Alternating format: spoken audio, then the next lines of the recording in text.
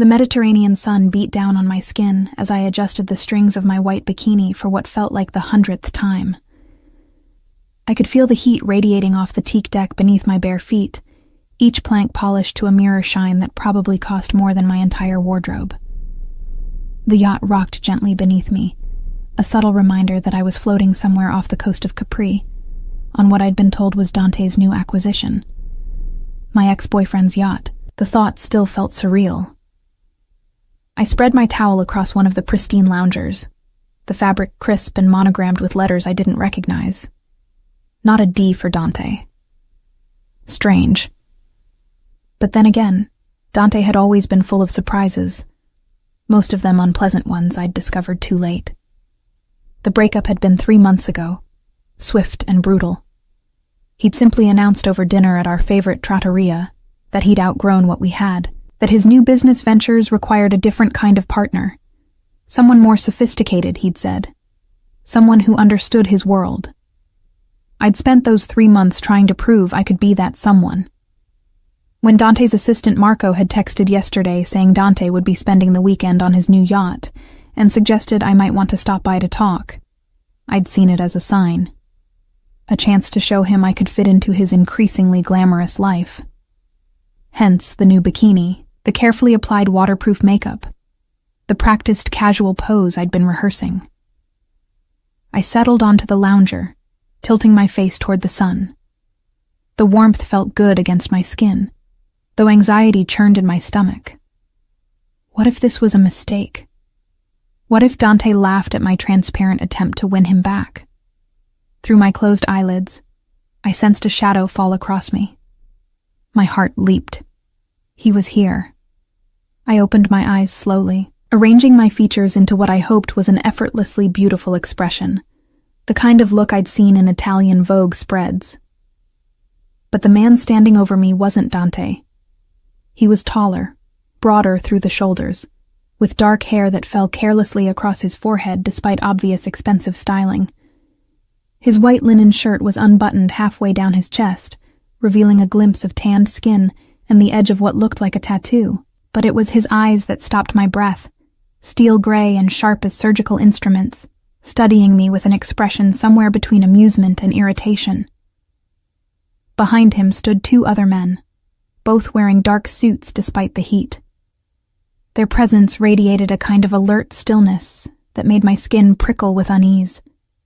I sat up quickly, suddenly very aware of how little my bikini covered. I'm sorry. I thought this was Dante's yacht. The corner of the stranger's mouth lifted in what couldn't quite be called a smile. Did you? His accent was Italian, but refined, the kind that spoke of international schools and multiple languages. And who, exactly, is Dante? My cheeks burned. Dante Moretti. He told me he'd be here this weekend. The man exchanged a glance with one of his companions, who murmured something in rapid Italian I couldn't quite catch. Then he looked back at me, and this time there was definite amusement in his expression.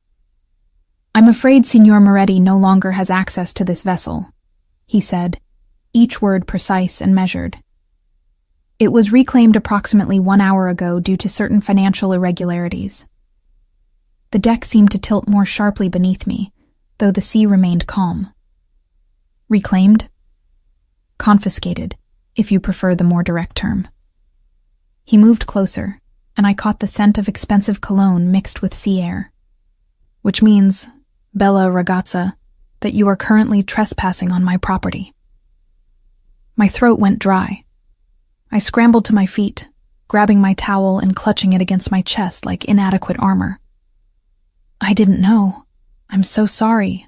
I'll leave right away. Will you? He tilted his head slightly, studying me the way someone might examine an unexpected piece of art. And how, exactly, do you plan to do that? We're anchored 2 miles offshore. I looked around wildly, realizing for the first time that I couldn't see any other boats nearby. The coastline was a distant smudge on the horizon. When I'd arrived via the yacht's tender this morning, I'd been too focused on my mission to notice how isolated we were. I have a phone, I said. though my voice wavered. "I can call someone." "Your phone is in your bag below deck," one of the suited men said, his English heavily accented, "along with your wallet and identification." How did they know that? Had they already searched the cabin where I'd changed?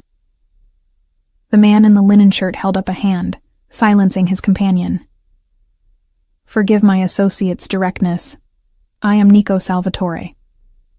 He extended his hand toward me, the gesture somehow both courteous and commanding. I stared at his hand for a moment before my manners overtook my confusion. Luna Costa. His grip was firm, warm, and he held my hand a fraction longer than necessary. "Well, Luna Costa, it seems we have a situation." Nico released my hand and gestured toward the deck chairs. "Please sit. There's no need to stand there looking like a frightened rabbit." I hesitated, then slowly lowered myself back onto the lounger, keeping my towel wrapped tightly around me.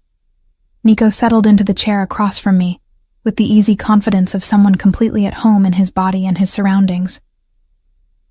"This Dante," he said, crossing one ankle over the opposite knee. "He is your boyfriend?" "Ex-boyfriend," I corrected, then immediately wondered why I felt the need to clarify. "Ah, and you came here today to what? Win him back with your charming display?" His tone was light, but I caught the edge of mockery underneath. My face flamed hotter than the sun could account for. "That's none of your business." "Perhaps not, but I'm curious about the kind of man who would abandon a yacht containing such an appealing visitor." His gaze traveled over me in a way that made me very conscious of the thin towel between us. He must be either very foolish or very desperate. "He didn't abandon it," I said, defensive despite myself. "You said it was confiscated." "Due to his failure to pay for it," Nico clarified. "Signor Moretti, it seems, has been living considerably beyond his means. This yacht was purchased on credit he cannot cover. The sports cars, the apartment in Milano, the expensive dinners at Nobu, all borrowed money he has no hope of repaying." Each revelation hit like a physical blow. The life Dante had presented to me, the success I'd believed in, had been nothing but an elaborate fiction. "I didn't know," I whispered. "Of course you didn't." Nico's voice softened slightly. "Men like Dante Moretti are very skilled at creating illusions. It's how they operate until reality catches up with them." One of the suited men approached and murmured something in Nico's ear. He nodded, his expression shifting to something more serious, more calculating. When he looked back at me, I felt like I was being reassessed, measured for some purpose I couldn't fathom. "Luna," he said, and the use of my first name sent an unexpected shiver down my spine. "I have a proposition for you." I pulled the towel tighter. "What kind of proposition?" "The kind that could benefit us both."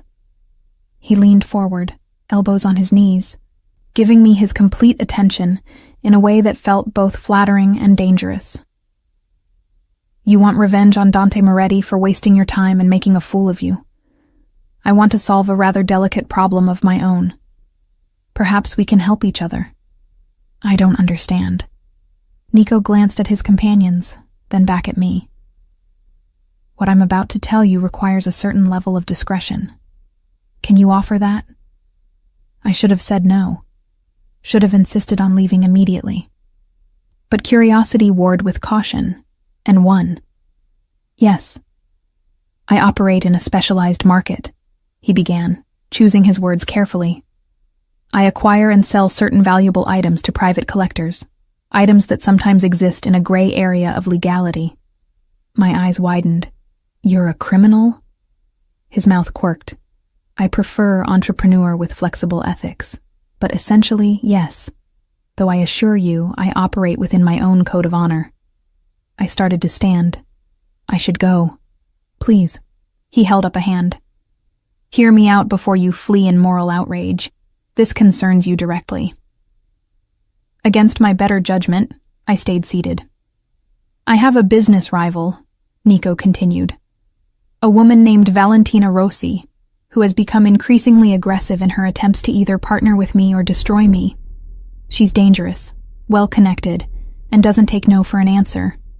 Recently, she's made it clear that she views my unmarried status as an opportunity. She believes that by positioning herself as my romantic interest, she can gain access to my network and resources. And you're telling me this why? Because I need her to believe I'm unavailable. Specifically, I need her to see that I'm already in a committed relationship with someone she wouldn't dare challenge. Understanding began to dawn. You want me to pretend to be your girlfriend? Fiancé, he corrected. For the summer season. 3 months of appearances at certain events, photographs for social media, public displays of affection when necessary. In exchange, I will ensure that Dante Moretti's financial situation becomes significantly worse than it already is. I will make certain he understands exactly what he lost when he discarded you. The offer hung between us, tempting and terrible in equal measure. I looked at Nico Salvatore, the stranger who claimed to operate outside the law, who wanted to use me as a shield against a dangerous woman, who promised revenge I hadn't even known I wanted. You're insane, I said finally. Perhaps. His smile was sharp, predatory. But I'm also serious, and wealthy enough to make it worth your while. You'll have access to everything you need to play the role convincingly. Wardrobe, jewelry, accommodations. You'll travel with me to Portofino, Monaco, Saint-Tropez. You'll attend parties that Dante could only dream of crashing, and when our arrangement ends, you'll walk away with enough money to start whatever life you choose, while Dante watches his paper empire crumble completely. It was madness. Complete insanity. I need to think about it, I heard myself say. Nico stood in one fluid motion. Of course. While you think, why don't you join me for lunch? My chef has prepared something special, and it would be a shame for you to make a decision on an empty stomach. He extended his hand again, and this time when I took it, he helped me to my feet with effortless strength. His fingers were warm against mine, and I noticed the calluses on his palm. Not the soft hands of someone who only signed checks. Come, he said, still holding my hand. The main cabin has a private area where you can change into something more comfortable, unless you prefer to dine in your bikini, which I certainly wouldn't object to, but might prove awkward for my crew. Despite everything, I felt my lips twitch toward a smile. Clothes would be good. He led me across the deck toward the yacht's interior, his hand at the small of my back, in a gesture that felt both protective and possessive. The suited men remained at a discreet distance, but clearly within earshot. The main cabin took my breath away. Where I'd expected ostentatious luxury, I found understated elegance. Cream leather seating, dark wood paneling, and carefully positioned spotlights that illuminated what appeared to be genuine artwork on the walls. A Modigliani, unless I was very mistaken. But it couldn't be real. Nico noticed my stare. You know art? I studied art history in university, I admitted. Before I had to drop out to work full-time. Interesting. He guided me toward a corridor lined with more artwork. What made you leave? Money, or the lack of it. I ran my fingers along the polished wood railing. My parents passed away when I was 20. There wasn't much left after the debts were paid. I'm sorry. And he sounded like he meant it. Losing family is never easy. We reached a door, which he opened to reveal a spacious cabin dominated by a king-sized bed with crisp white linens. My bag sat on a chair near the porthole, exactly where I'd left it. Take your time, Nico said. When you're ready, follow the corridor back to the main cabin. We'll have lunch on the forward deck. He started to leave, then paused in the doorway. Luna, whatever you decide about my proposal, you should know that Dante Moretti never deserved you. Any man who can't see what he had is a fool. Before I could respond, he was gone, the door clicking shut behind him. I sat on the edge of the bed, my mind spinning. This couldn't be real. Things like this didn't happen to ordinary girls from Naples who worked double shifts at tourist cafes. But the luxury surrounding me was very real. The weight of Nico's offer was very real. And the possibility of making Dante regret his dismissal of me was extremely, dangerously appealing. I stood and moved to my bag, pulling out the sundress I'd brought. As I changed, catching glimpses of myself in the mirror, I barely recognized the woman looking back. When had I become someone who would consider a criminal's proposal? When had revenge started to sound more attractive than dignity? But even as I questioned myself, I knew I was going to accept. Not for the money. Not even primarily for the revenge. Though both appealed. There was something about Nico Salvatore that sparked a curiosity in me I hadn't felt in years. Something dangerous and alive that made me want to know what would happen if I said yes. I finished dressing, ran my fingers through my salt-tangled hair, and took a deep breath. Then I followed the corridor back to the main cabin, ready to make a deal with a beautiful devil and see where it led. The forward deck had been transformed into an intimate dining space while I'd been changing. A table draped in white linen stood beneath a canvas awning, set with crystal glasses and silver that caught the afternoon light. Nico stood near the railing, phone pressed to his ear, speaking rapid Italian with an edge to his voice that suggested the conversation wasn't entirely pleasant. He ended the call when he saw me, slipping the phone into his pocket. His eyes traveled over my simple yellow sundress, and something in his expression shifted. "Much better," he said, though the bikini had its merits.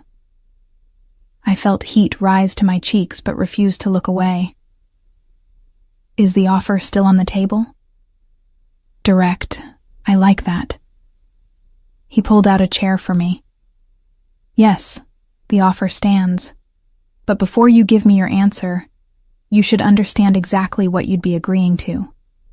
I sat, and he took the seat across from me.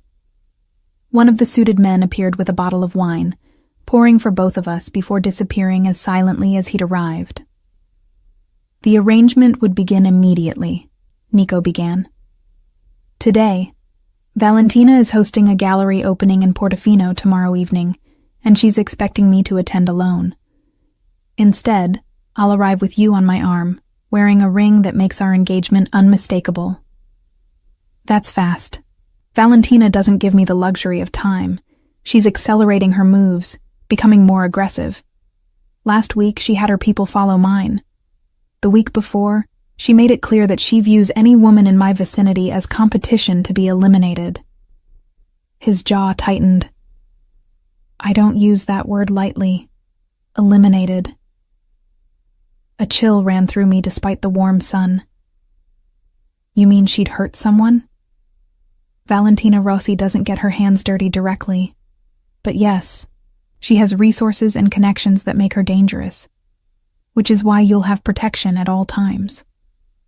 Marco and Luca, he gestured to the two men who'd repositioned themselves at discrete points around the deck, will ensure your safety. I took a sip of wine, buying myself time to process. And what exactly would I have to do, besides wear a ring and attend events? Be convincing as my fiancé. That means appearing comfortable in my presence, comfortable with my touch. We'll need to sell the romance. His eyes held mine. Can you do that, Luna? Can you let a man you just met put his arm around you, hold your hand, kiss you when necessary? My heart hammered against my ribs. I'm not sleeping with you. I'm not asking you to. His voice was firm. This is strictly professional despite appearances. Your virtue, such as it is, remains intact. Such as it is? I bristled. He smiled. A figure of speech. I make no assumptions about your personal choices. The suited man returned with plates of food, gorgeous arrangements of grilled fish, roasted vegetables, and what looked like handmade pasta. My stomach growled, reminding me I'd been too nervous to eat breakfast. Eat, Nico commanded gently. We can continue talking while you restore your strength." I picked up my fork, and the first bite of fish melted on my tongue. Whatever else could be said about Nico Salvatore, he employed an exceptional chef. "Why me?" I asked between bites. "You could hire an actress, someone experienced at pretending." I considered it, but actresses talk, and discretion is essential in my line of work. You, on the other hand, have stumbled into this situation by accident. You have no connections to my world, which makes you perfect. Plus, he paused, there's something authentic about you that I find appealing. Valentina will sense that authenticity. It will make our relationship more believable. Tell me about her, Valentina. Nico set down his wine glass, his expression growing cold. Valentina Rossi inherited her family's business 5 years ago when her father died under mysterious circumstances. Some say she poisoned him, though nothing was ever proven. She's expanded their operations aggressively, moving into territories that were previously stable. She has the face of a model and the instincts of a viper. And she wants you because I control access to certain markets she desires, art collectors specifically. Very wealthy, very discreet collectors who trust me to acquire items they can't obtain through legitimate channels. He met my eyes. I told you I operate in gray areas. My clients want pieces that museums would never sell, that governments have claimed, that exist only in private vaults. I find these pieces and facilitate their transfer. It's extremely lucrative. It's theft. Sometimes it's recovery of items that were stolen generations ago. Sometimes it's simply circumventing bureaucratic red tape that prevents rightful owners from accessing their own property. The morality is complicated. I shouldn't have been listening, shouldn't have been sitting here calmly eating lunch with a man who admitted to criminal activities. But his honesty was strangely compelling. "What happens to Dante?" I asked. Specifically, Nico's smile returned, sharp and satisfied. "I've already made some calls. By tomorrow morning, every line of credit he's been operating on will be called in. His creditors will demand immediate payment. The cars will be repossessed, the apartment lease terminated. His business partners will discover certain financial irregularities that will lead them to distance themselves rapidly." That seems excessive for someone you've never met. He wasted your time and made you feel inadequate. That alone warrants correction. Nico leaned back in his chair. But more importantly, I despise men who live on borrowed dreams while hurting those around them. Dante Moretti is a parasite. I'm simply removing him from the ecosystem. "And you're what? A noble predator?" He laughed, genuine amusement lighting his features. "I've never claimed nobility, but I have standards. I don't hurt innocents. I don't betray my word, and I pay my debts, both financial and personal." We ate in silence for a few moments, and I found myself studying him. The way sunlight caught in his dark hair, the strong line of his jaw, the casual elegance with which he moved. There was something magnetic about him, a pull I couldn't quite explain. "If I agree," I said slowly, "I have conditions. Name them. First, no one gets hurt because of me. If Valentina comes after me, you protect me, but you don't retaliate in ways that put innocent people at risk." "Agreed. Next?" "Second, at the end of 3 months, this ends cleanly. No strings, no expectations, no complications." "Of course. Next?"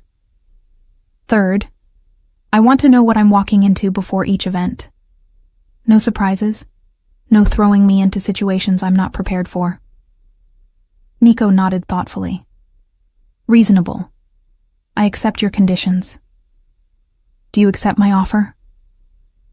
I took a deep breath, feeling like I was standing at the edge of a cliff. "Yes, I accept." His smile was triumphant. He stood and moved to my side of the table, extending his hand again. "Then welcome to my world, Luna Costa. I promise it will be interesting." I placed my hand in his and let him pull me to my feet. We stood close, his height forcing me to tilt my head back to meet his eyes. "We should practice," he said softly. "Practice what?" "This." He raised his hand to cup my cheek, his thumb brushing across my cheekbone. "Being comfortable with my touch. Valentina will be watching for any sign that our relationship is false." My breath caught as his other hand settled at my waist, warm through the thin fabric of my dress. "Nico, just trust me."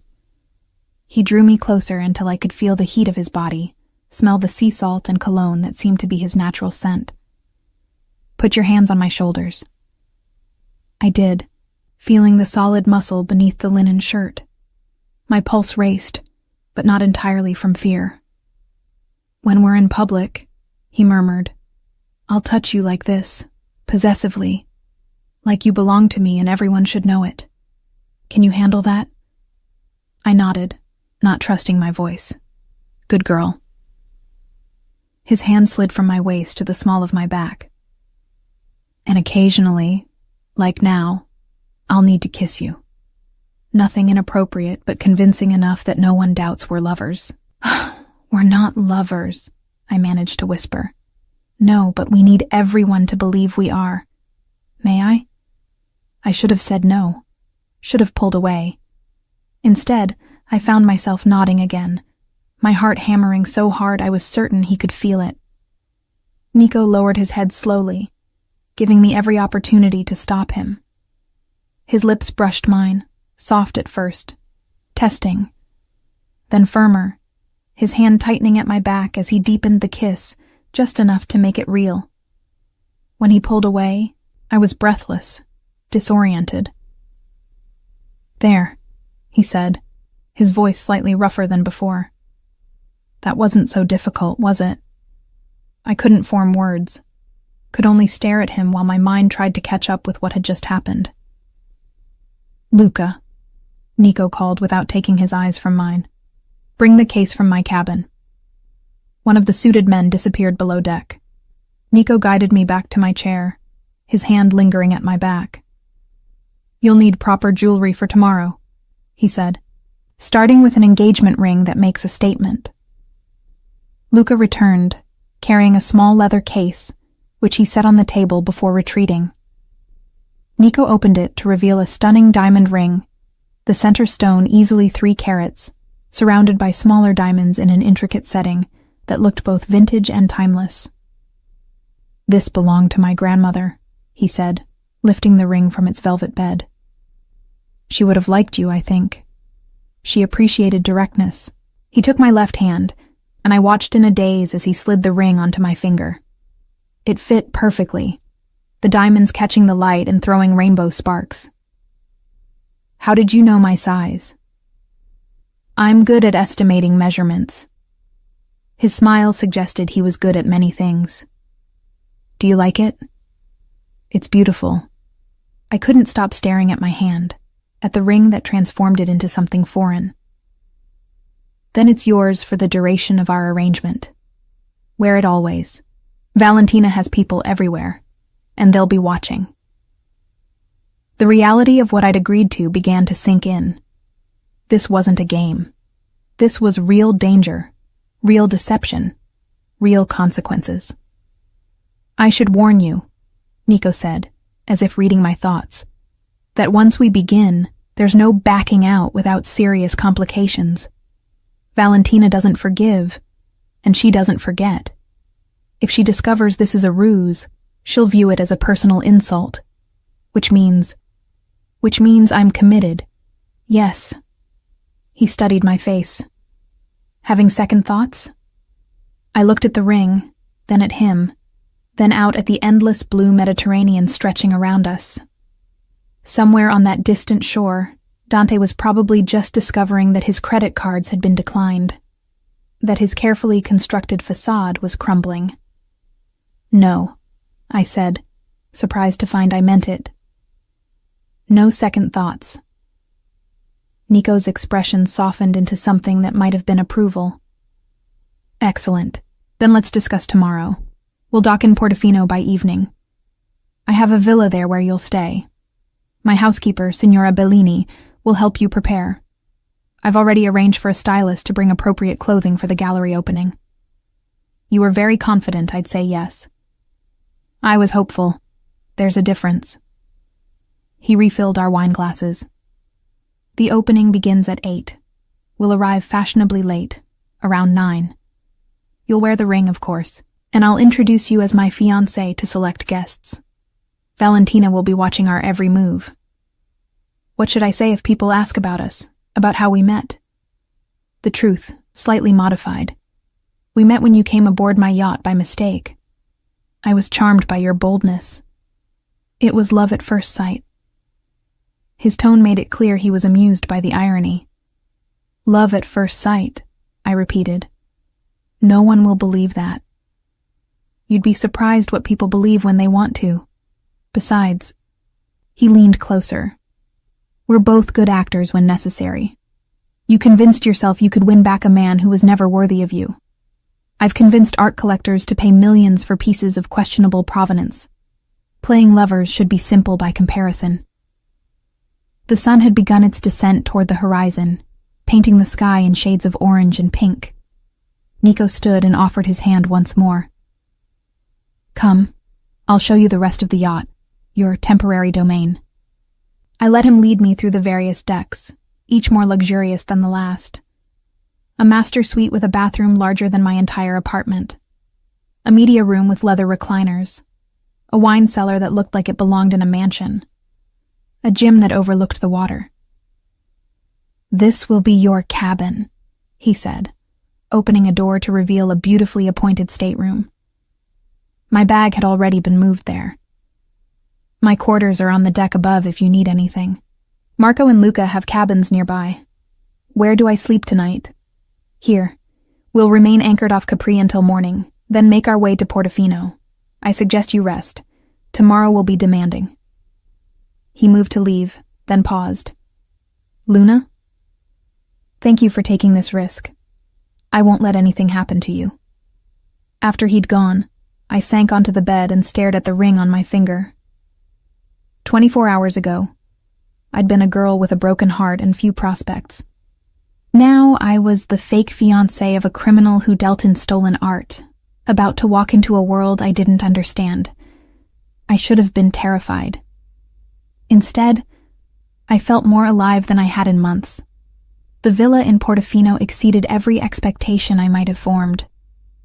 We'd arrived at mid-afternoon, the yacht gliding into a private dock where a sleek black car waited. Nico had been making phone calls throughout most of the journey, his expression growing progressively darker with each conversation. I'd learned not to interrupt, simply observing the way he commanded respect even through a phone line. Now I stood in what Signora Bellini had called the guest suite, though it was far more luxurious than any guest accommodation I'd encountered. The bedroom opened onto a terrace overlooking the harbor, where colorful buildings cascaded down to the waterfront like stacked jewels. Late afternoon sun turned everything golden, and I could hear the distant sound of boats and voices from the marina below. A knock at the door interrupted my admiration. Come in, I called. Signora Bellini entered, a compact woman in her 50s with iron-gray hair and sharp eyes that missed nothing. The stylist has arrived, Signorina Costa. Shall I send her up? Yes, please. Thank you. Within moments, a whirlwind named Francesca swept into the room, trailing assistants carrying garment bags and cases. She was tall, impossibly thin, dressed entirely in black, and she studied me with the intensity of a sculptor assessing marble. Turn, she commanded in accented English. I obeyed, feeling self-conscious as she circled me. Good bone structure, excellent skin.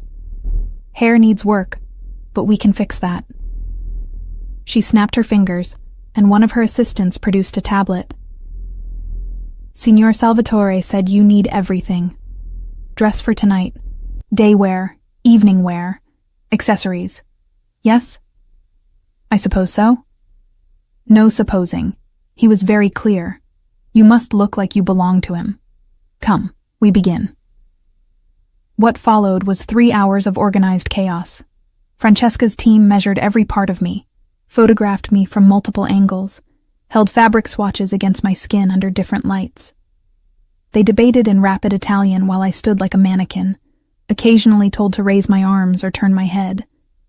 For tonight's gallery opening, Francesca selected a dress of deep emerald silk that clung to my curves before flowing into a graceful skirt. The color made my eyes look impossibly green, she explained, and the cut was sophisticated enough to make a statement without being vulgar. "You are representing Nico Salvatore," she said firmly. "Everyone will be watching you, judging. You must be perfect." The pressure of that statement settled over my shoulders like a weight.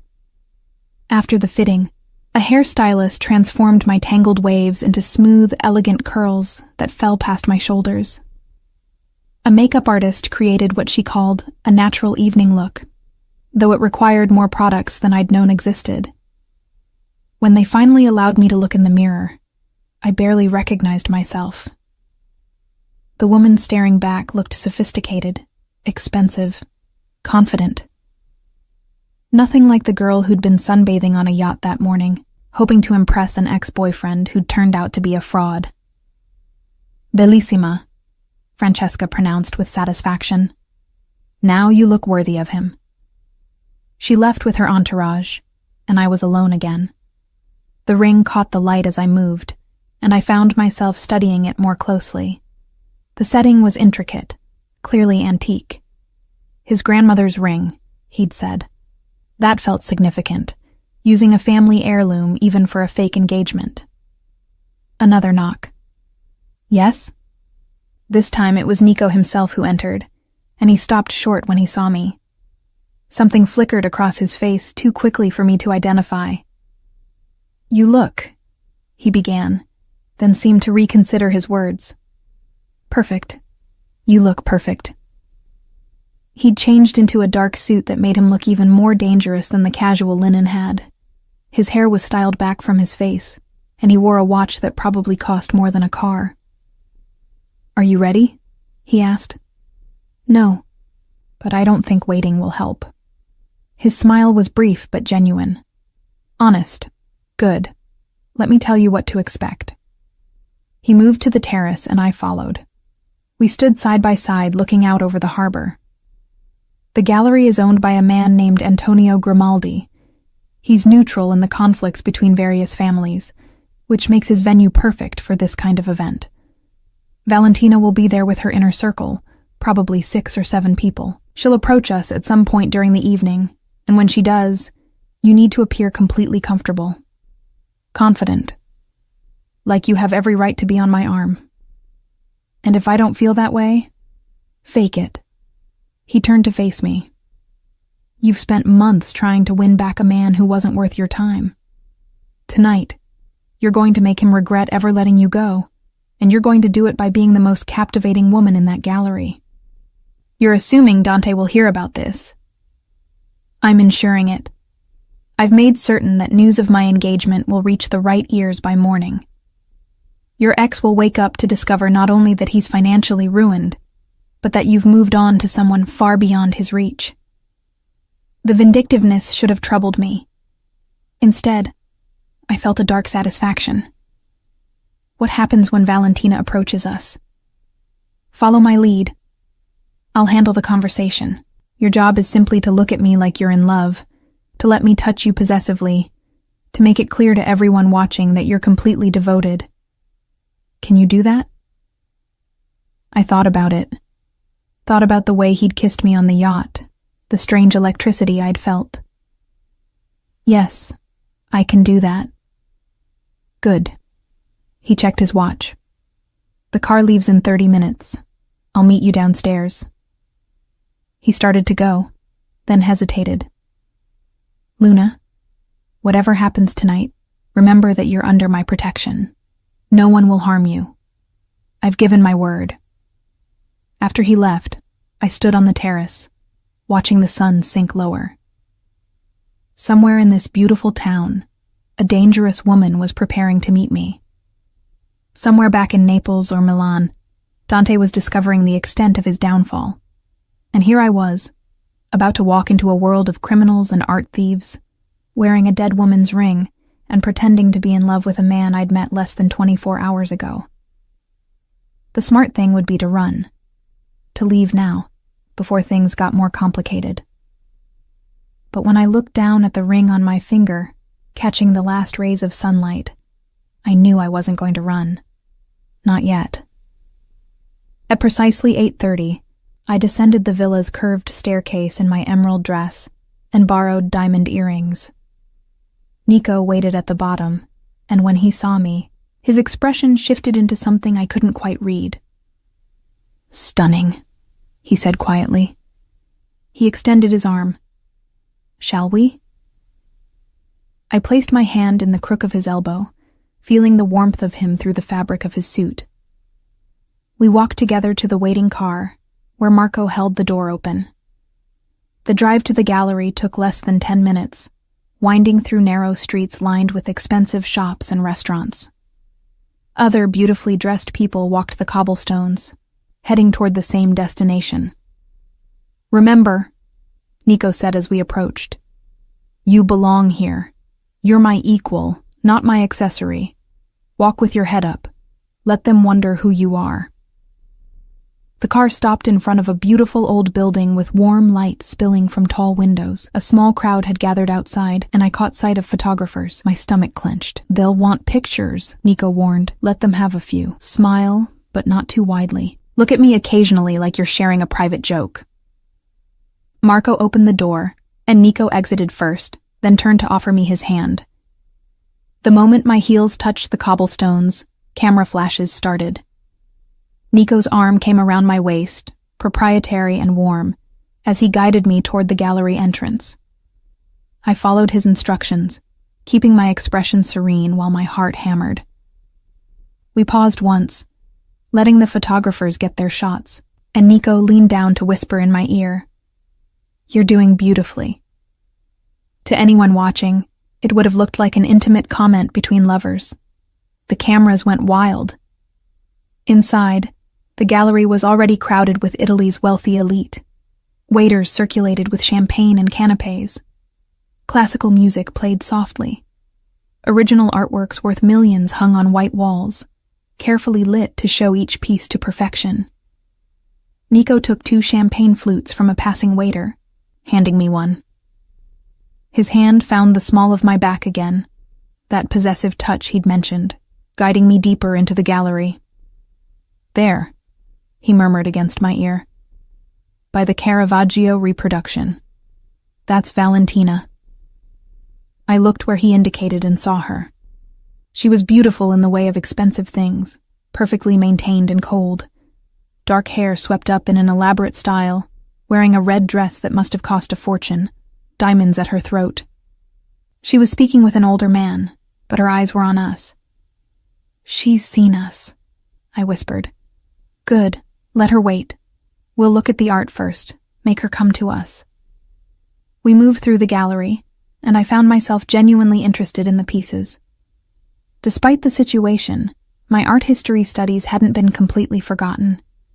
Nico seemed to notice my interest.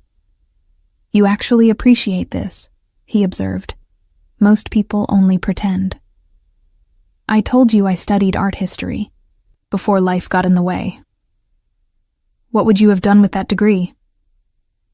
"Worked in a museum, maybe as a curator or restoration specialist. Something that let me be close to beautiful things every day."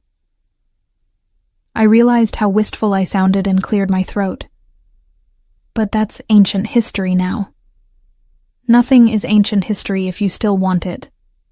His voice was thoughtful. "Perhaps after our arrangement ends, you could return to your studies." "With what money?" "With the payment I'll give you for these 3 months. It should be sufficient for university and living expenses." I looked at him sharply. "You never mentioned how much you're paying me." "Because the amount doesn't matter.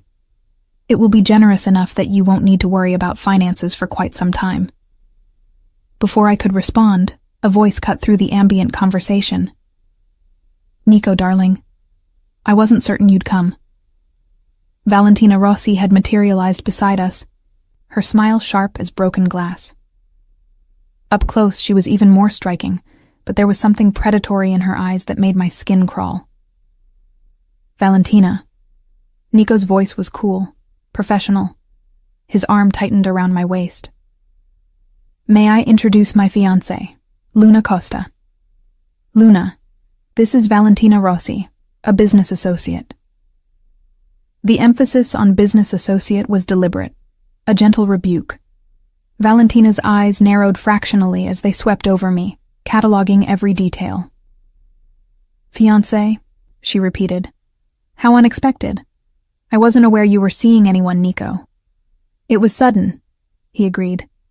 When you know, you know. How romantic. Her smile didn't reach her eyes. And where did you two meet? On Nico's yacht, I said, surprising myself with how steady my voice sounded. I ended up there by mistake, actually, but it turned out to be the best mistake of my life. Nico looked down at me, and the expression in his eyes was so tender it almost looked real.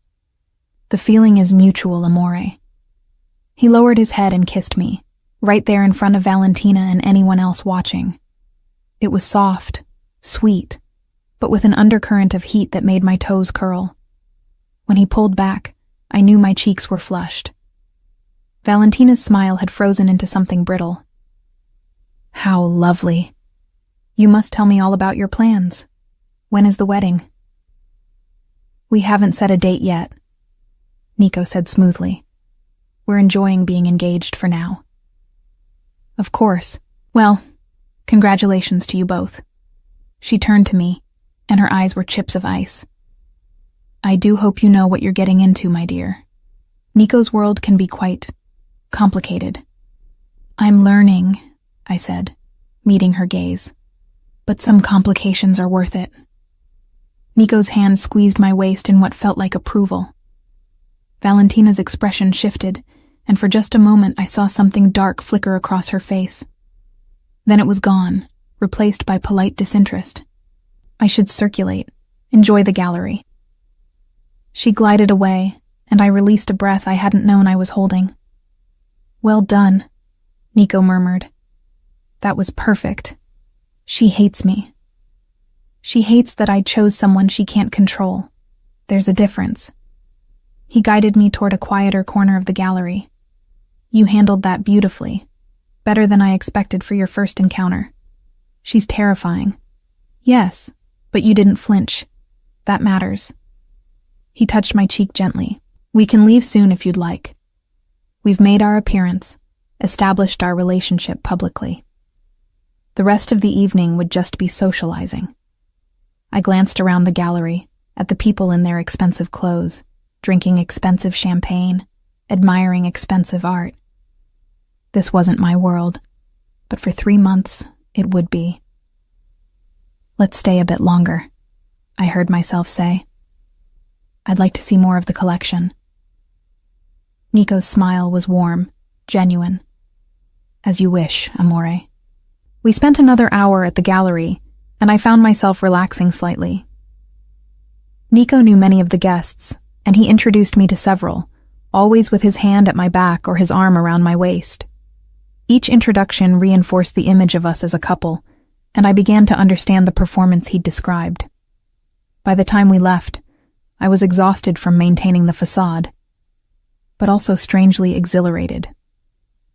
We'd done it. We'd convinced Valentina and everyone else that our engagement was real. In the car on the way back to the villa, Nico's demeanor shifted. He pulled out his phone and made a call, speaking in clipped Italian. His expression grew darker with each passing moment. What's wrong? I asked when he ended the call. He looked at me, and something in his eyes made my stomach clench. Valentina made a move faster than I anticipated. One of my associates just informed me that she's been asking questions about you. Specifically, she wants to know if you're really who you claim to be.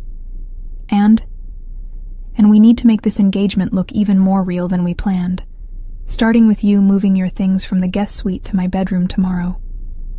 My eyes widened. What? Appearances, Luna. The staff talks. If we're engaged, we should be sharing a bed.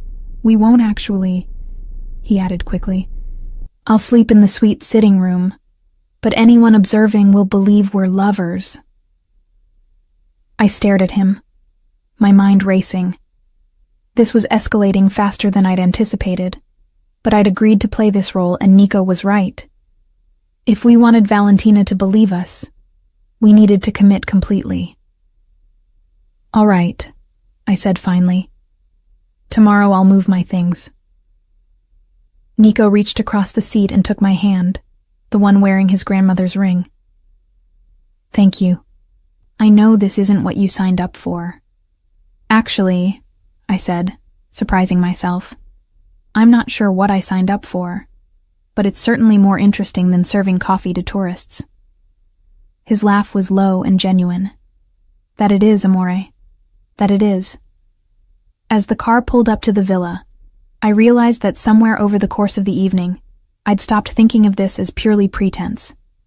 The way Nico looked at me, touched me, spoke to me, it had started to feel almost real, and that, I suspected, was going to be more dangerous than anything Valentina Rossi could throw at me. Moving into Nico's suite felt like crossing an invisible threshold.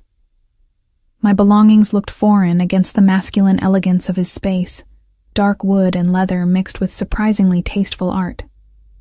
He'd been true to his word, taking the sitting room for himself while I occupied the bedroom, but the intimacy of sharing the space was undeniable. We'd fallen into a routine over the following week. Mornings, we'd have breakfast on the terrace, Nico making calls while I sketched in a journal he'd bought me after noticing my interest in the gallery art. Afternoons, he worked from his study while I explored Portofino or read. Evenings brought events, dinners, gallery openings, always with his hand at my back and that ring catching light. The touching had become natural. His arm around my waist, his fingers threading through mine, the occasional kiss that left me breathless, even though I knew it was for show. I'd stopped flinching when he reached for me, stopped second-guessing the warmth in his eyes when he looked at me. That should have worried me more than it did. It was a Wednesday afternoon when everything changed. I was curled up in the window seat of Nico's study, reading while he worked at his desk. The silence between us was comfortable, broken only by the scratch of his pen and the occasional turning of pages. "Luna," he said suddenly, his voice tight. I looked up to find him staring at his computer screen, his expression carved from ice. "What's wrong?" "Valentina just made her play." He turned the laptop so I could see. On the screen was a photo, grainy but unmistakable, of me standing outside my old apartment in Naples. The one I'd left weeks ago. My stomach dropped. "How did she—" "She's had you investigated.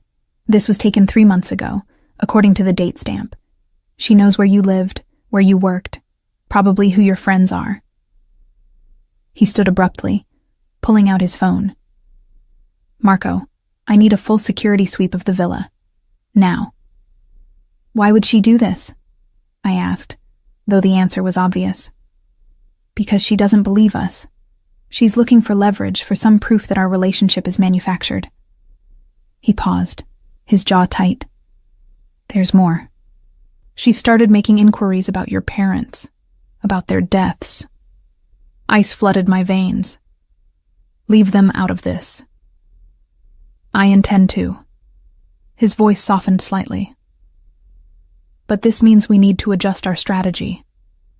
Valentina's not just watching anymore.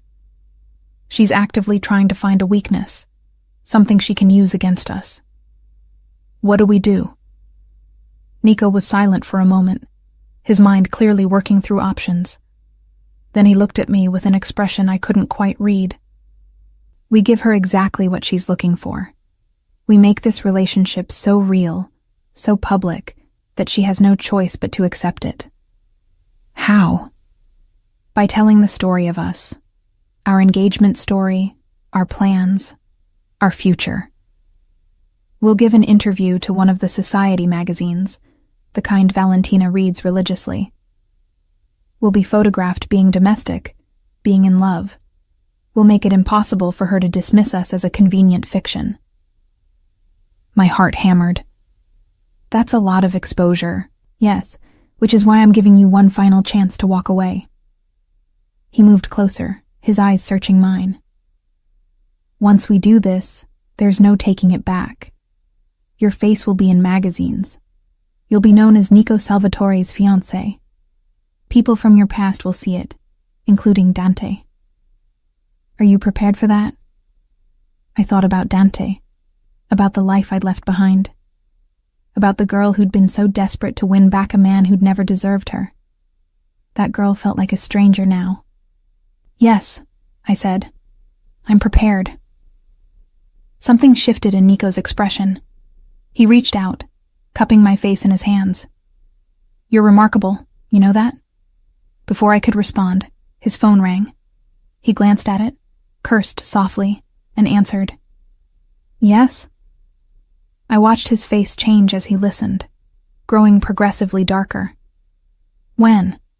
How many? A pause. No, keep her there. I'm coming now.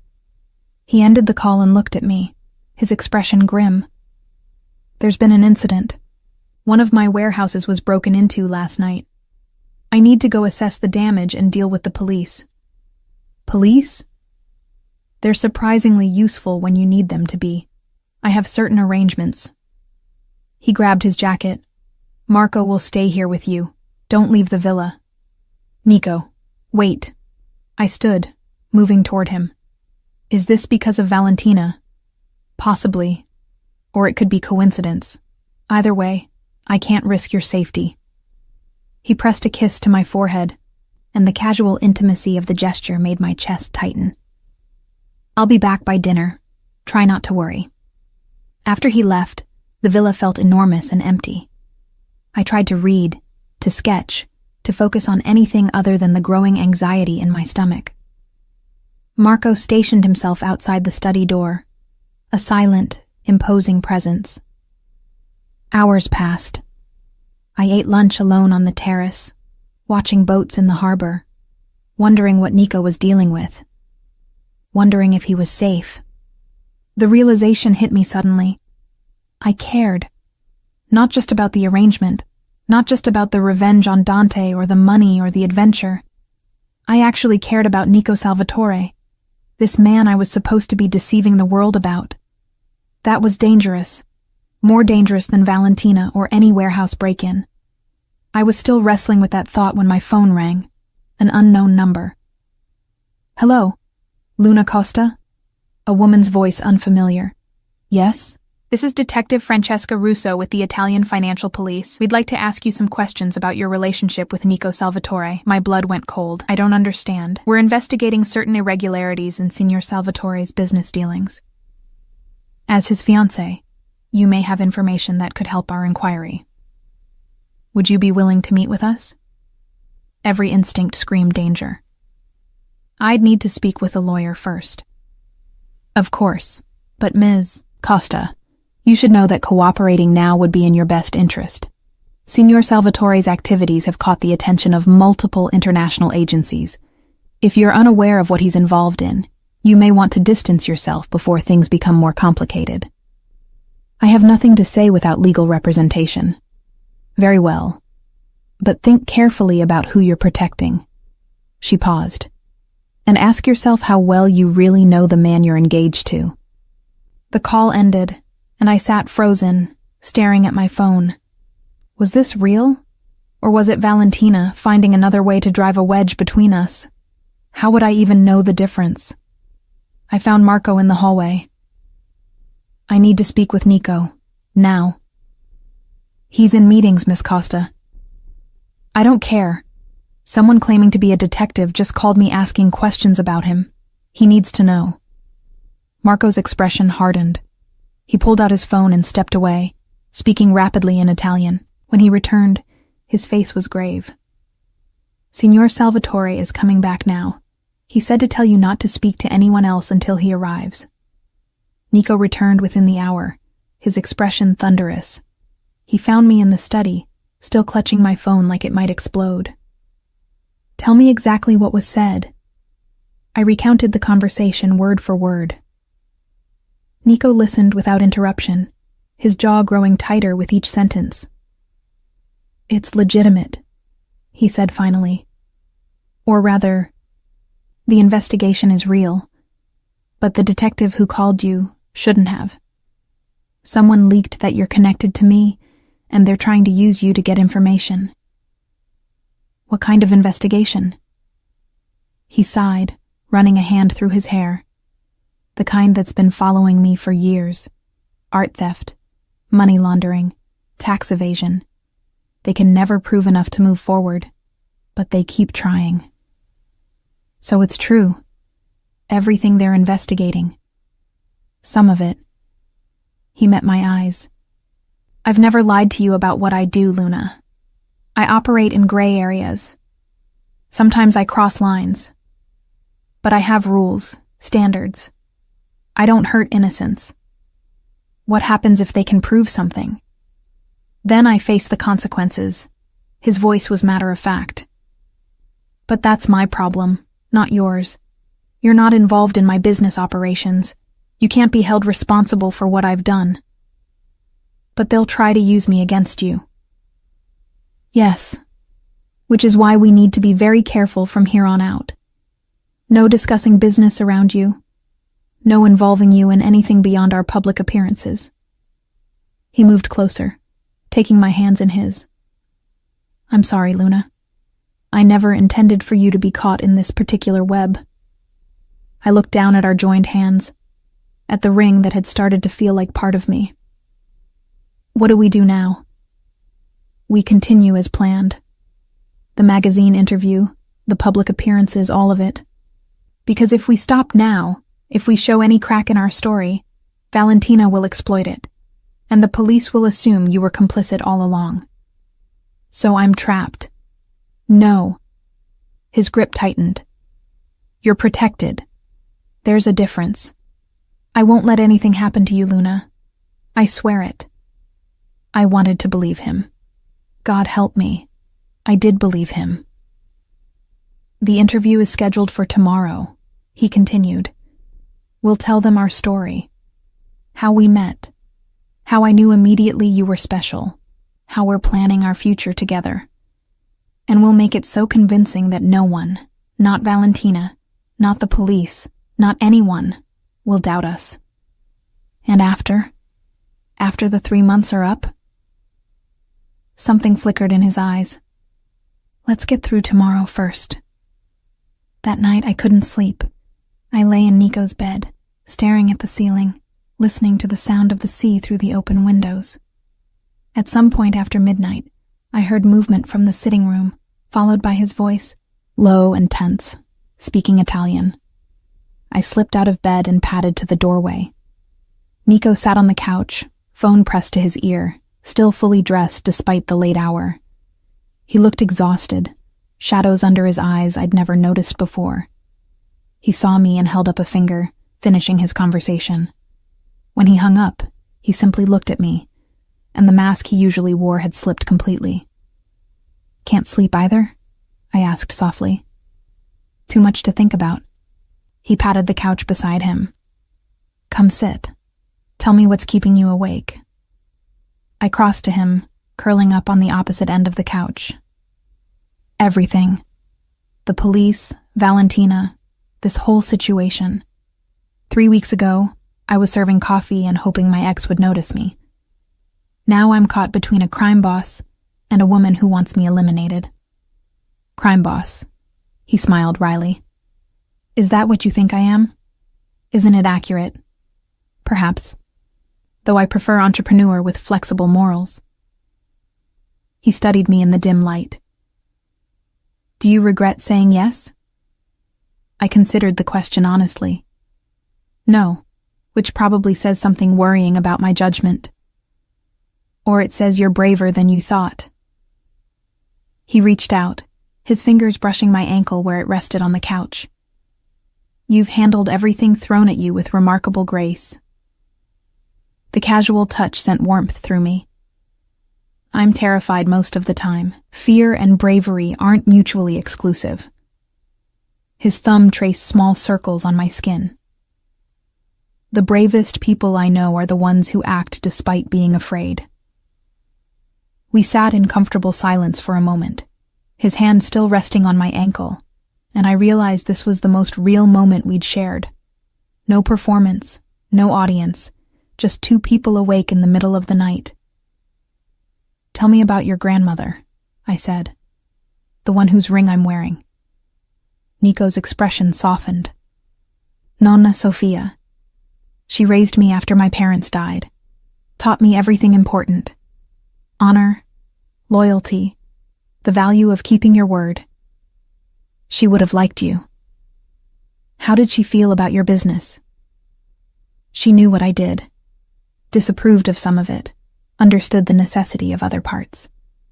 Mostly, she just wanted me to be happy." He paused. "She never was, I don't think.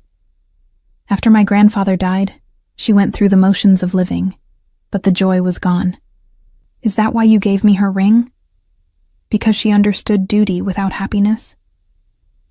His eyes met mine, and there was something vulnerable in them I'd never seen before.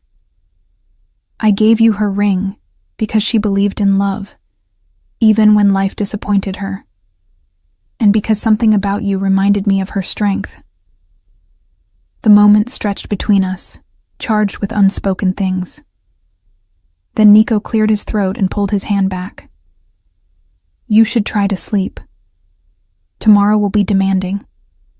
I stood, then hesitated. "Nico, thank you for protecting me, for all of this."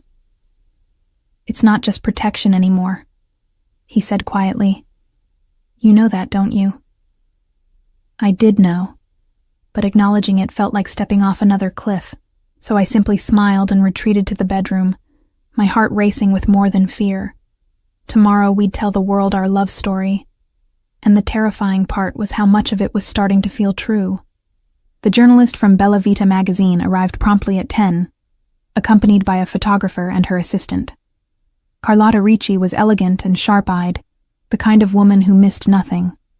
She'd built her career on society profiles that were both flattering and subtly revealing. Nico and I met her on the villa's terrace, where Signora Bellini had arranged a breakfast spread that looked like something from a magazine itself. Fresh fruit, pastries, espresso in delicate cups. The morning sun sparkled on the harbor below, and I'd dressed carefully in a cream linen dress that Francesca had selected. Sophisticated, but approachable. "Signor Salvatore, Signorina Costa, thank you for agreeing to this interview." Carlotta settled into her chair with practiced grace. "My readers are fascinated by your engagement. Nico, you've been quite private about your personal life until now." "I was waiting for the right person," Nico said smoothly, his hand finding mine on the table. "Some things are worth the wait." The photographer started snapping pictures as we spoke, and I tried to relax under the scrutiny. "Tell me how you met," Carlotta prompted, her recorder already running.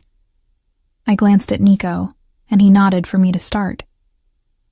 "It was completely by accident," I began, finding the story easier to tell than I'd expected. "I was supposed to meet someone on what I thought was his yacht.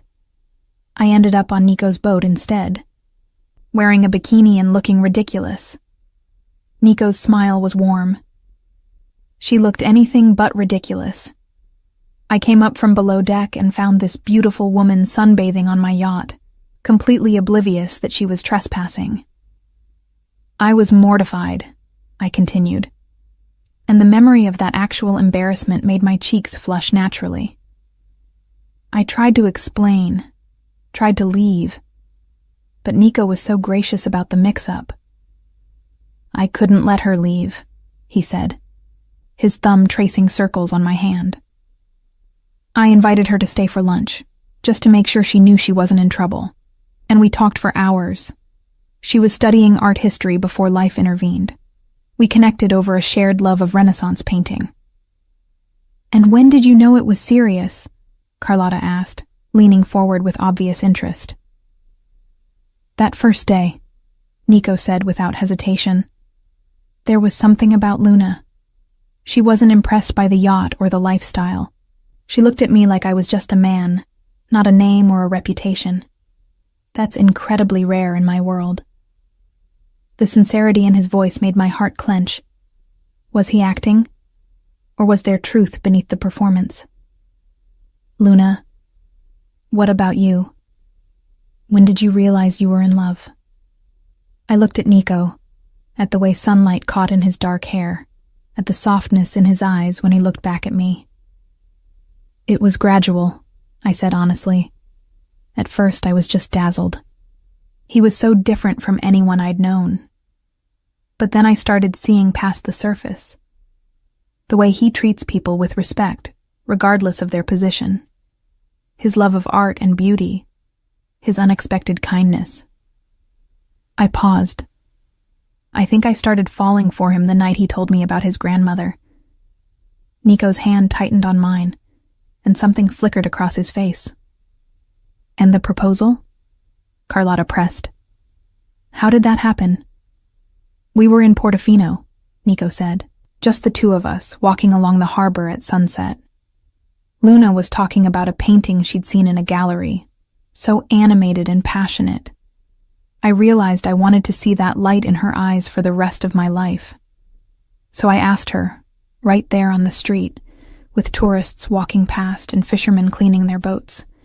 No grand gesture, just the truth.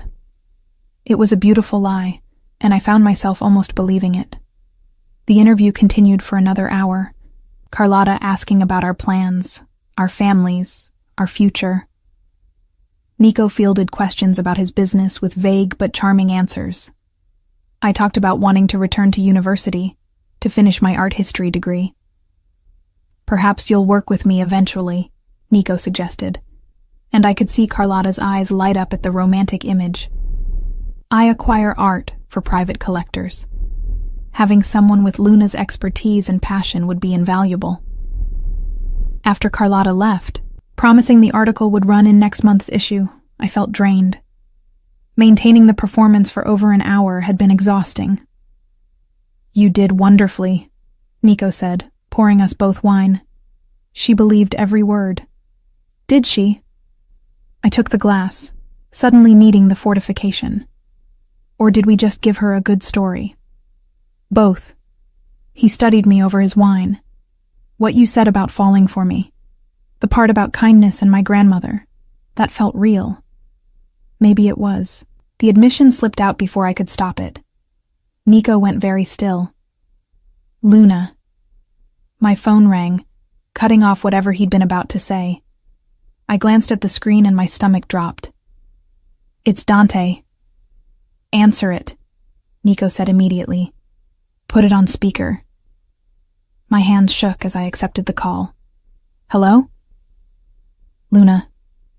Dante's voice was tight, strained. We need to talk. I don't think we have anything to say to each other.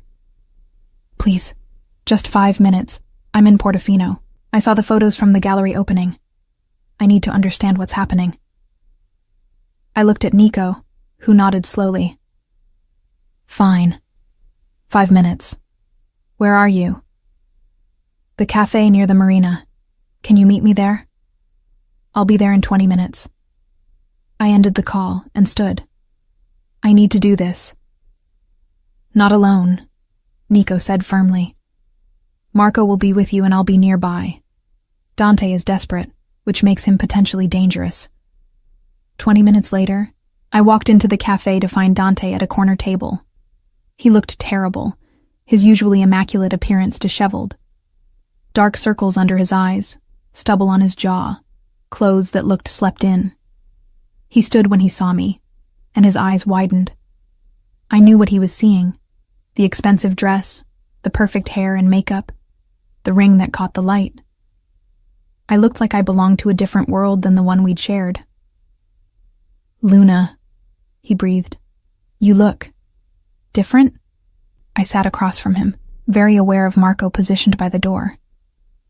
What do you want, Dante? To understand, to apologize, to ask if there's any chance. There isn't. I kept my voice steady. Whatever we had, it's over. It was over before you made it official. Because of him? Nico Salvatore? Dante's voice rose slightly. Do you know who he is? What he does? Yes. And unlike you, he's been honest with me from the start. Dante flinched. I never meant to hurt you. The business opportunities, they were real. I just needed time to make them work. They were built on lies, Dante. Borrowed money, fake credentials, people you conned into believing in you. I leaned forward. I was one of those people. I believed you when you said you were successful, when you said we had a future. But it was all fiction. And what you have with Salvatore isn't? His voice turned bitter. You've known him for what, a few weeks? And suddenly you're engaged, wearing diamonds that could buy a house. Don't tell me that's real, Luna. For a moment, I couldn't answer, because he was right. My relationship with Nico had started as pure fiction, but somewhere along the way, the lines had blurred. What Nico and I have is none of your business, I said finally. You gave up the right to question my choices when you walked away. I made mistakes, I know that. But Luna, please, can't we try again? I'll fix everything. I'll be honest with you from now on. No. The word came out firmly, with no hesitation. You had your chance, Dante. Multiple chances. You chose to waste them. He stared at me, and I saw the exact moment he accepted it was truly over. He'll hurt you eventually, he said quietly. Men like Salvatore don't know how to do anything else. Maybe, but that's my risk to take. I stood. Goodbye, Dante. I hope you figure out who you want to be instead of who you were pretending to be. I walked out without looking back, my heart steady despite the confrontation. Marco fell into step beside me as we left the cafe. Well? Nico's voice came through Marco's earpiece, which he tilted so I could hear. It's done, I said. I don't need revenge anymore, Nico. He's already punished himself more than we ever could. There was a long pause. Come back to the villa. We need to talk. Oh. When I arrived, Nico was on the terrace, staring out at the harbor. He turned when he heard me approach, and his expression was troubled. You let him off easy, he observed. I let him go. There's a difference. I moved to stand beside him. Holding on to anger was only hurting me. He's not worth it. You're more forgiving than I would be. I'm not forgiving him. I'm just choosing to stop letting him occupy space in my head. I paused. Besides, I have more important things to focus on now. Like what? Like figuring out what happens when our 3 months are up. Like what I want my life to look like after this is over. Like...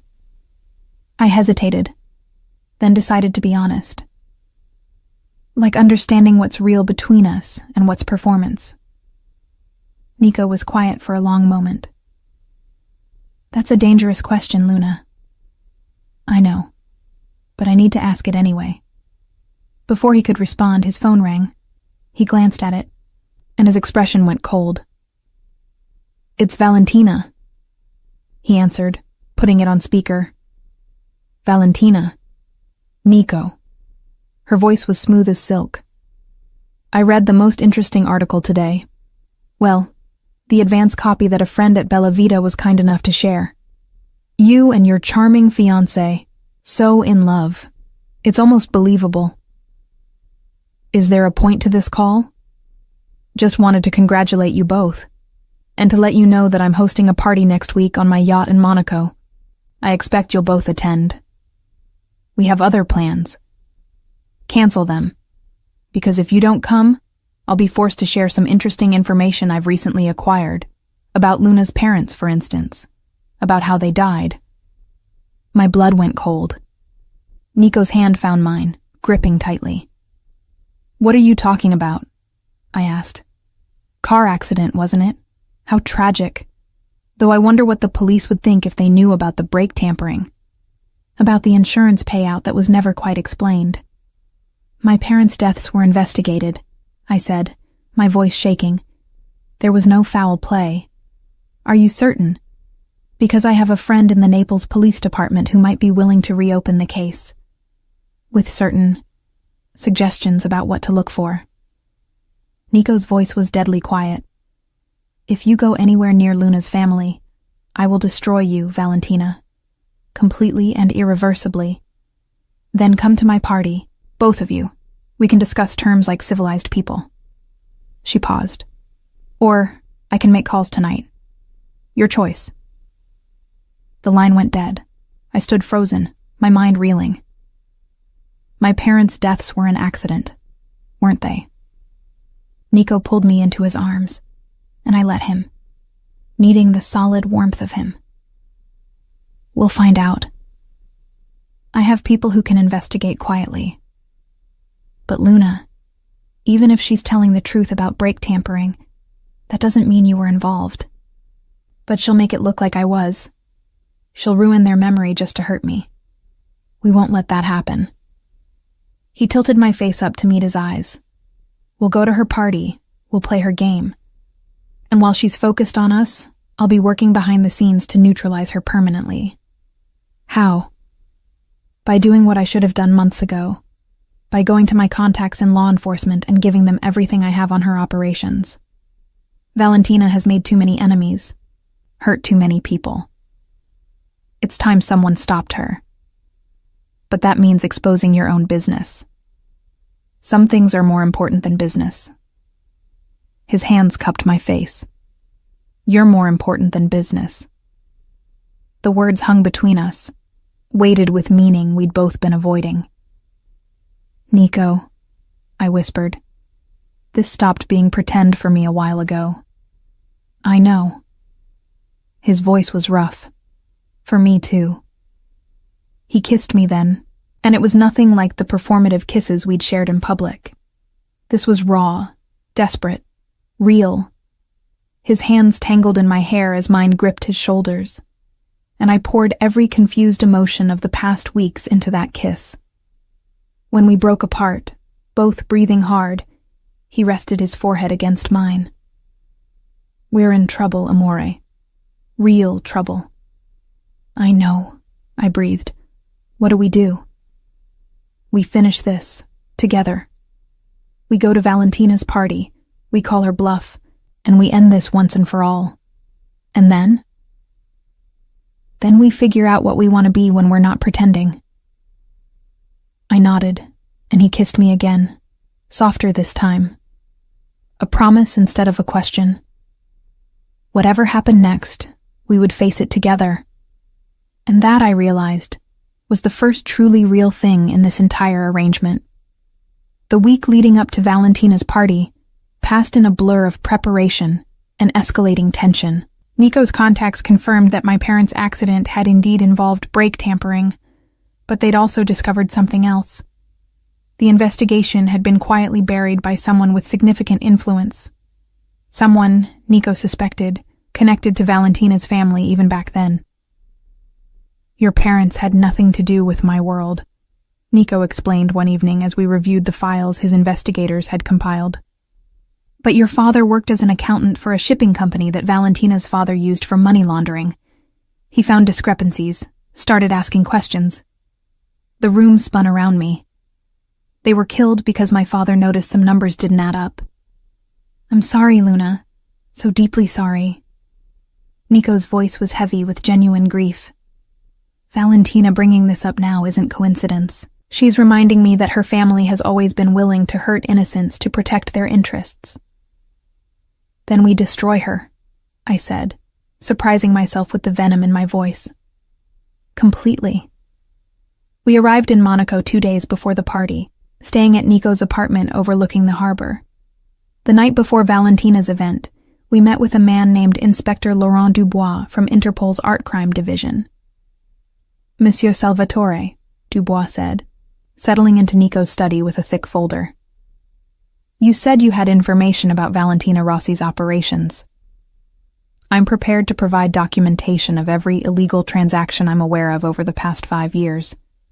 Art theft, smuggling, money laundering, extortion. Everything. Nico's voice was steady. In exchange for immunity and protection for Luna. Dubois studied us both.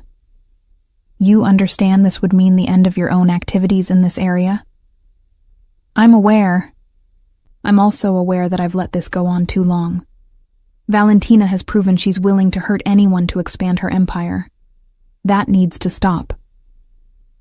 Over the next 2 hours, Nico laid out everything he knew. Names, dates, transactions, storage locations. I watched in amazement as he systematically dismantled not just Valentina's network, but his own position in it. This is extensive, Dubois said finally. With this, we can build a case that will put Rossi away for decades, but we'll need you to testify. Whatever it takes. After Dubois left, I found Nico on the balcony, shoulders tense as he stared out at the glittering harbor. You're giving up everything, I said softly. Not everything, just the parts that were destroying who I wanted to be. He turned to me. My grandmother would be proud, I think, finally choosing honor over profit. What will you do after, when all this is over? Start over. My legitimate businesses can sustain me. The art consultation, the galleries, the restoration work, all the parts I actually enjoyed.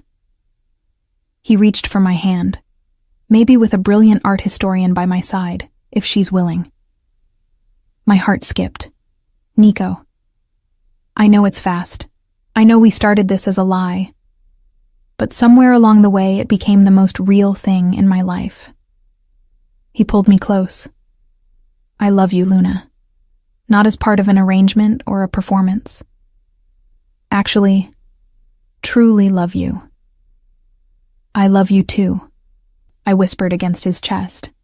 Even though you're a criminal and a manipulator, and you've turned my life completely upside down. His laugh rumbled through me. We'll work on the criminal part, the rest might be permanent. The night of Valentina's party arrived with perfect Mediterranean weather. Her yacht was even more impressive than Nico's, a floating palace anchored in Monaco's harbor. As we boarded, I wore a deep blue gown that Francesca had called armor disguised as evening wear, and Nico's grandmother's ring caught every light. Valentina greeted us on deck, resplendent in black and diamonds. Nico, Luna, so glad you could make it. Her smile was sharp. Come, let me introduce you to some friends. She led us through the party, making introductions that I quickly realized were strategic. These were people she wanted to impress, to show that even Nico Salvatore would bend to her will. I played my role perfectly, the devoted fiancé, while my mind catalogued every detail I could remember from Nico's briefing. An hour into the party, Valentina pulled me aside while Nico was engaged in conversation with a shipping magnate. Walk with me, she said, not a request. She led me to the yacht's bow, away from the other guests. I wanted a moment alone with you, Luna, to understand what you think you're doing. I don't know what you mean. Please, I wasn't born yesterday. You're a girl from Naples who served coffee for a living 3 months ago. Now you're engaged to one of the most powerful men in the Mediterranean. That doesn't happen without calculation. Or maybe it's just love. I met her eyes steadily. Something you wouldn't understand. Her smile turned cold. Love is weakness. Love gets people killed. Like your parents, for instance. Rage flooded through me, but I kept my voice level. You know what I've learned from Nico? Power built on fear only lasts until someone stops being afraid. I'm not afraid of you anymore, Valentina. Then you're a fool. Maybe. But I'm a fool who has something you never will. I touched the ring on my finger. Someone who actually loves me for who I am, not what I can do for them. Valentina's face contorted with fury. She stepped closer, and I saw her hand move toward her clutch. But before she could reach whatever was inside, Inspector Dubois appeared at the bow entrance, flanked by several officers. "Valentina Rossi," he said formally. "You're under arrest for art theft, money laundering, and conspiracy to commit murder." Everything happened fast after that. Valentina tried to run, but officers were already positioned throughout the yacht. Guests scrambled away as the arrest unfolded, and I stood frozen, watching justice finally catch up with the woman who'd terrorized so many. Nico appeared at my side, his arm coming around my waist. "It's over," he said quietly. Valentina fought as they handcuffed her, her eyes finding mine across the deck. "This isn't over," she spat. "You think you've won, but you've just made enemies you can't imagine." "Actually," I said, surprising myself with my boldness, "I think we have. Your associates are being arrested as we speak." Nico made sure of it. Her face paled as she understood the full extent of her exposure. They led her away, and the party dissolved into chaos as other guests tried to determine if they were next. We left quietly, slipping away in the confusion. Back at Nico's apartment, I finally let myself shake, the adrenaline leaving my system in waves. "You were magnificent," Nico said, holding me. "Standing up to her like that. You've become fearless. I learned from the best." I pulled back to look at him. "What happens now? With the investigation, with your businesses?" "Dubois has everything he needs. I'll cooperate fully. There will be penalties, probably fines, possibly some legal restrictions on my future activities. But I won't go to prison, and more importantly, you won't be implicated in any of it." "And us? What happens to us?" Nico cupped my face in his hands. "That's entirely up to you, Amore. This started as a 3-month arrangement. We're past that deadline now. You're free to leave, to take the money I promised, and start your life over anywhere you want." "What if I don't want to leave?" His eyes searched mine. "Then don't. Stay with me. Marry me for real. Help me build something legitimate and beautiful. We could open a gallery, maybe in Portofino. You could finish your degree, work as a curator. We could make all those lies we told Carlotta become truth. Is that what you want? More than anything." His voice was fierce. "I want to wake up every morning with you beside me. I want to show you every beautiful piece of art I find and watch your face light up. I want to give you the life you deserve. Not because of an arrangement, but because I love you beyond reason." I kissed him, pouring every answer into it. When we broke apart, both breathless, I whispered, "Yes. To all of it, yes."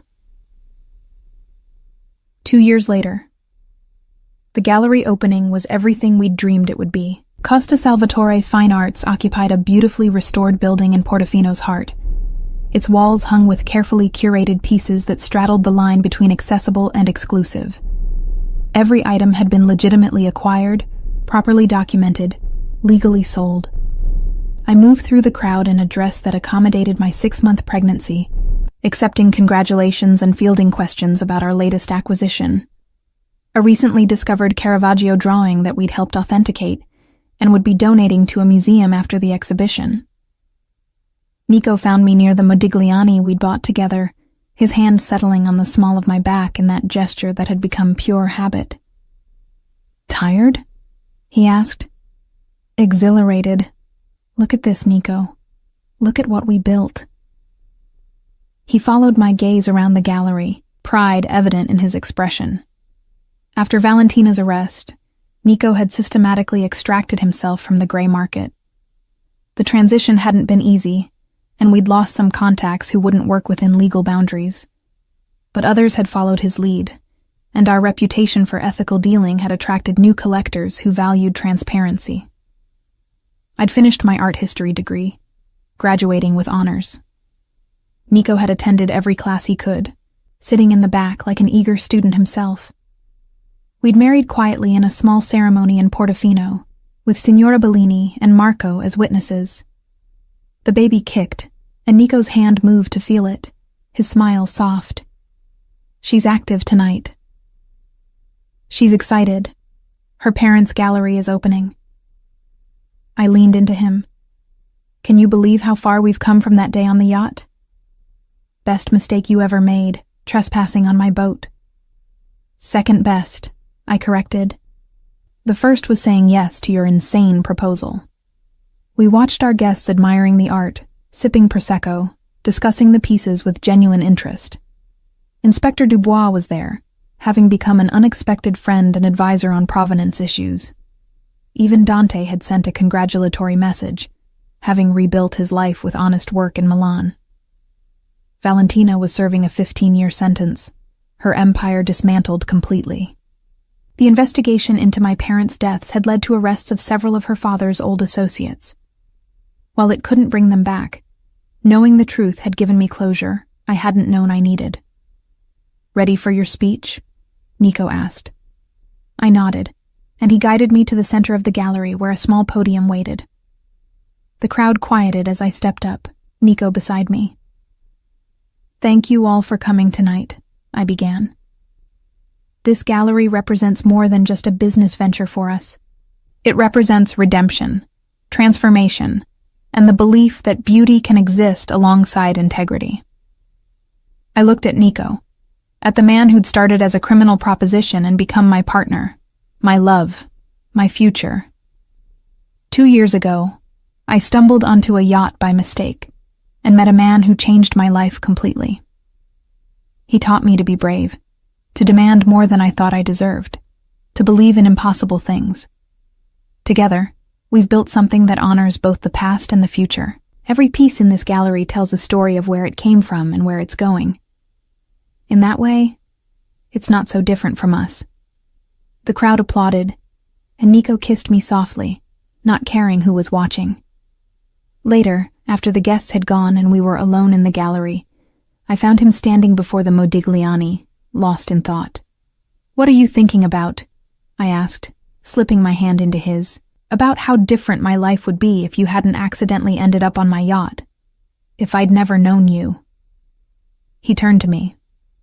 I would still be operating in shadows, building an empire on theft and deception. You saved me, Luna. From myself, from that life, from becoming someone my grandmother would have mourned. We saved each other, I corrected. You gave me the courage to want more than I'd settled for, to believe I deserved better than Dante, better than struggle, better than invisibility. Our daughter kicked again, and we both laughed. She's going to be just like you, Nico said, fierce and fearless. God help us both then. We locked up the gallery and walked hand in hand through Portofino's quiet streets, back to the villa that was now truly our home. The same villa where I'd first stayed as his fake fiancé, where we'd practiced kissing for appearances, where everything had started to become real. In our bedroom, the one we now shared without pretense, Nico held me close. Any regrets? He asked. Only that I didn't find your yacht sooner. I kissed him. Though everything happened exactly when it needed to. Fate. Or just really good luck. I smiled against his lips. Either way, I'm grateful for every moment, even the terrifying ones. Especially the terrifying ones, he agreed. They taught us what we were capable of.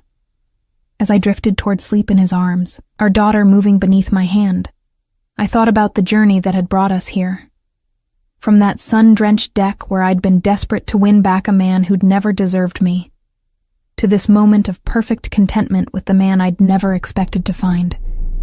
The arrangement had lasted exactly as long as promised, 3 months. But the love that had grown from that deception would last a lifetime.